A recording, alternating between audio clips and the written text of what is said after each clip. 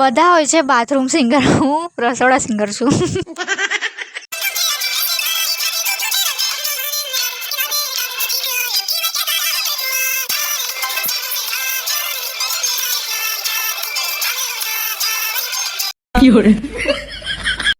તો મારું ગાવાનું પતી ગયું એટલે મેં ખાવાનું ખાઈ લીધું.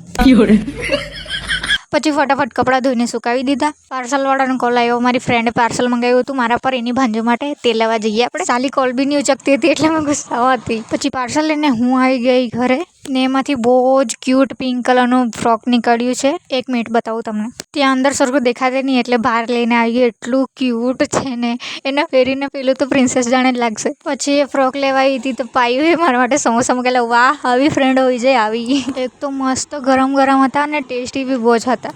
પછી આ મસ્તીખોર આવી રહેલું હતું જે મારા મહેંદીનું કોણ વગાડતું હતું. એને મેં મસ્ત ક્યુટ સ્માઇલી દોરી આપ્યું, તે નહીં ગમ્યું, તે તો સાફ કરી નાખ્યું એણે. પછી મને લીમડો જોઈતો હતો, તે અમારા ઘરની પાછળ નથી, ઘરની પાછળના રસ્તા પર છે. તો મેં આને લઈને નીકળી ગઈ લીમડો તોડવા માટે. લીમડો તો મળી ગયો, જેટલો પહોંચાયો તેટલું તોડી લીધું અને આ સાહેબને આપી દીધું પકડવા માટે. મારા કરતાં વધારે જલ્દી આને છે થેલી બી ખેંચી લીધી બજારમાં જવા માટે. વાસ્કોઈ આજે બજાર ભરાયો હતો તો અમે દી સાથે નીકળી ગયા વાસ્કોઈ જવા માટે. ત્યાં શાકભાજી લીધી થોડી ઘણી, એટલી ગરમી લાગતી હતી ને ત્યાં. પછી શાકભાજી લઈને અમે નીકળી ગયા ઘરે જવા માટે. ગાડી પર હવા લાગી ત્યારે જરાક સારું થયું. આ માણસ તો મસ્ત અઢે લઈને બેઠો છે મને.